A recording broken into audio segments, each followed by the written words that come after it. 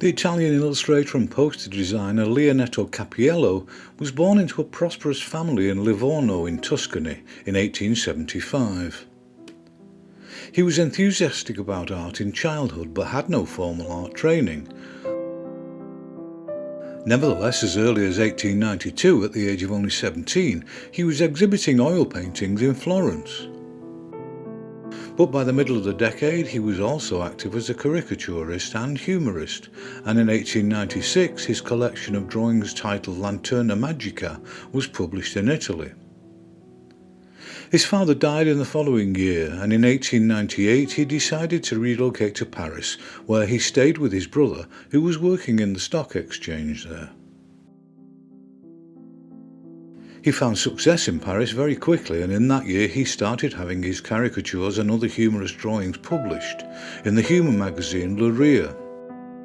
And where others had been obliged to work their way up in the ranks of such publications with occasional monochromes which might hopefully lead to bigger and better things, from the outset Cappiello's work was frequently published in colour, and he graced the cover of the magazine on several occasions. Within a year, the work he was having published in Le Rire drew attention from others, and he also began to feature in Le Cri de Paris and Le Rire's major rival Le Sourire. Such was the meteoric rise of his success in Paris that by as early as 1899 he was able to publish a collection of caricatures of the well-known female stage performers of the Belle Époque, titled Our Actresses, and it proved to be very popular with the theatre-going Parisian middle classes. And it was also in that year that he created his first poster design for the magazine Le Frou-Frou. In stylistic terms, there were two fairly obvious influences on Cappiello's chosen technique and general approach. The immensely popular and broadly influential cartoonist Caran d'Ache was one, and the illustrative, humorous and theatrical caricatures of Henri de Toulouse-Lautrec was the other. But he was by no means playing second fiddle to either at the time, and it looked very much like this radically modernist cartoon style would be his chosen path for the rest of his career. As the 19th turned to the 20th century, Cappiello was offered a lucrative contract with the respected printing company Vercasson to create posters for their long list of clients, despite the fact that to date he had created just one. And the terms of the contract allowed him to continue working for others, so although the early years of the century saw a sharp upturn in the number of posters he was creating, he also continued to produce more comedic work for books and magazines. He got married to Suzanne Meyer in 1901, and in the following year he was also commissioned to create a 24-page book making gentle fun of the various types to be currently found among the high society of Paris, for the amusement of the readers of the magazine L'Assiette au Beurre. Not only was he at liberty to carry on his magazine work under the terms of his Vercasson contract, but he was also simultaneously creating posters for the prestigious Milan-based publishers and printers Ricordi Studios. At this point, the great majority of his posters replicated the generally modernist flat colour approach he used for his magazine work, some considerable distance from the earlier, more complex, groundbreaking tonal lithography of Jules Chéret. But whatever the stylistic differences, Cappiello did follow in this master's footsteps by making frequent use of young attractive females as the focus of the image, whatever the product. Following the initial briefing, Cappiello would produce a rough version of the proposed image, known as a maquette, for approval. And following any amendments from the client, the poster would be ultimately created by lithographic technicians from Cappiello's original painted artwork.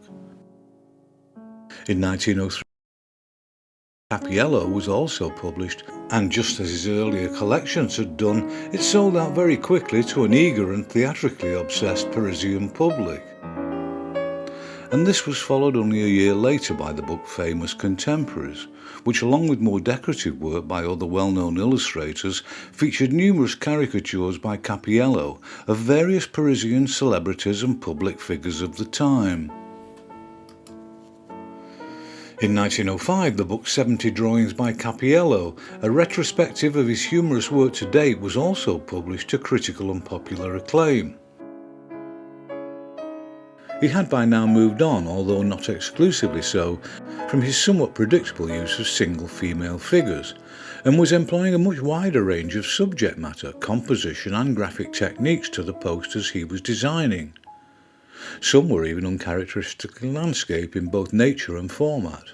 And although young ladies would never cease to be an aspect of his poster illustrations, other characters, including a fair number of comically demonic types, also started to appear with similar regularity. And the many images he created during the first decade of the 20th century are now generally credited as being highly instrumental in establishing many of the principles that would later be taken as gospel by the many advertising agencies which would soon proliferate across the industrialised world.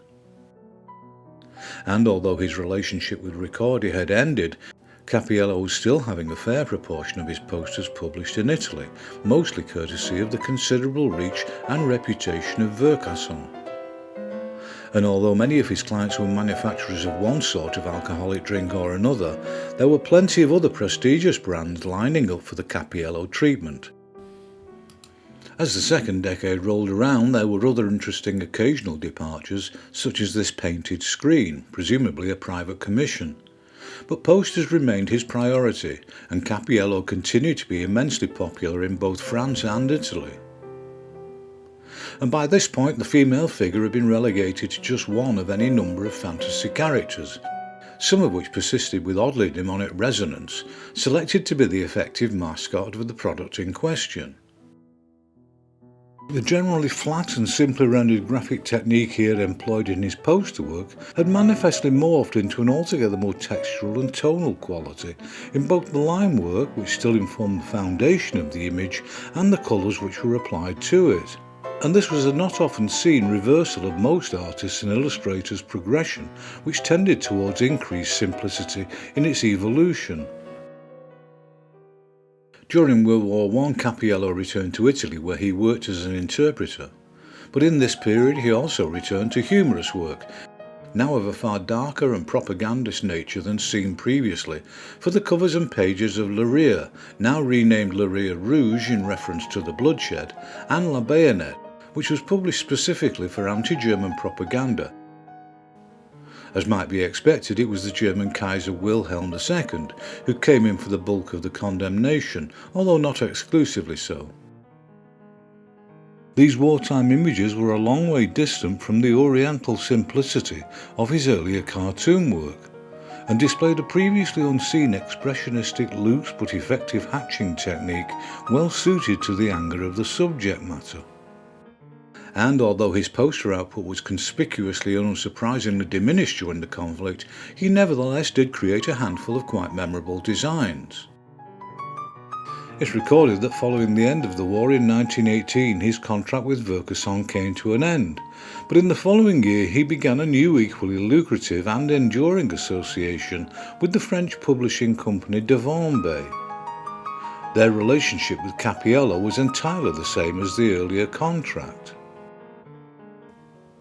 The company had a significantly prestigious roll call of clients, and just as importantly, maybe even more so, their reach was international, which meant that the posters Cappiello created were being seen and appreciated across continental Europe, and particularly in his homeland Italy. In some cases these posters would appear in different countries with the appropriate change of text, but otherwise it was the international language of visual expression and Cappiello's innate ability to appeal directly to the consumer which remained intact and eloquent. It's probably worth bearing in mind that the success of the earlier recognised masters of the poster, such as Chéret, Mucha and Toulouse-Lautrec, had been confined to French and specifically Parisian display. But Cappiello was among the first to be able to benefit from a truly international reputation in his lifetime. Throughout the 1920s, Cappiello's posters continued to appear on walls of European towns and cities, and even if not the only dominant graphic presence in this period of conspicuous creative overcrowding, he was certainly among the handful who could lay claim to visual ownership of the period and really had nothing to fear from the competition. Perhaps what was most striking and significant about his posters at this time was their refusal to take on board the increasingly popular modernist styling that would come to be called Art Deco, which was particularly odd in Cappiello's case, as he could be seen and frequently is portrayed as one among others who actually got that particular ball rolling 2 decades earlier. And although it wasn't invariably the case, in the main he continued to employ the high levels of render and naturalism in his work as he had proven himself with in the previous decade. Nevertheless, the playful wit and simplicity of design which underpinned his more rendered tonal images remained central in every sense of the word to their popular success. And throughout the 1920s, the always inventive and frequently surreal juxtaposition of character and product persisted in his work, a device which could be said to transcend style and very much predated the move towards the conceptual in later advertising campaigns. And what we know for sure is that if they had not succeeded in their mission to sell more of whatever was being advertised, he would have been dropped by Devambez in favour of someone who could succeed in his place. In 1928, the French government awarded Cappiello the title of Commander of the Legion of Honour as a mark of his contribution to popular culture in the country.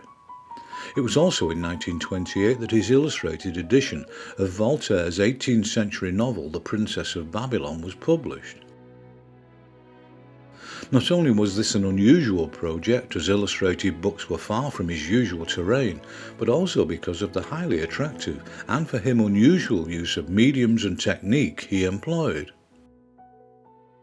Why book illustration had never been particularly on his agenda, I have no idea, but it seems a pity that it wasn't based on this evidence alone. In 1930 he took French citizenship after 4 decades of life there, and he was quoted frequently as expressing a love of the country and its culture that could match that of any of its natural citizens. He remained with Devambez into the 1930s and showed no sign of losing his grip or widespread popular appeal in Europe. But as the decade unfolded, there was a distinct shift in his stylistic approach. And although by no means did he abandon his more tonally rendered, more representational approach completely, he did however bow to the pressures of changing fashion and increasingly turn to image making, which did reveal the clear influence of Art Deco. Undoubted it was primarily the influence of the Art Deco stylist Adolphe Meuron, known professionally as A.M. Cassandra, and who had come to be recognised as the greatest of the contemporary poster designers, which played a role in Cappiello's more geometrically informed images. Even if there was a certain element of bandwagon jumping evident in these posters, they were fine examples of what a less naturalistic stylistic approach could achieve, and they never came to replace or even dominate what I can only persist in calling his more painterly expressionistic posters. So during the 1930s, Cappiello was actually more diverse in his output than he'd ever been in the preceding decades. The association with Devambez ended in 1936, by which time he had created hundreds of memorable and popular images which had been reproduced and distributed across Europe by the company. But there were still a few more posters produced subsequently for other clients, the last of which was dated 1939. In 1941, Cappiello's health started to fail, and he moved in with his sister-in-law in the town of Grasse, and he died in nearby Cannes in 1942 at the age of 66. Reputation is a strange thing in my view. Cappiello obviously played an important role in the move towards modernism in the design of posters, and ultimately advertising itself. And there are those who rather outlandishly refer to him as the father of the modern poster. But there are plenty of others who could be said to be just as worthy or not of that spurious title. Whatever his many sterling qualities, I for one have some misgivings about the qualities of his work, and particularly his approach to figures. But whatever my grumbles, there's no denying that he was a significant figure in the unfolding story of 20th century illustration, and particularly poster design. And he more than deserves the hopefully greater recognition this video may bring to his achievements.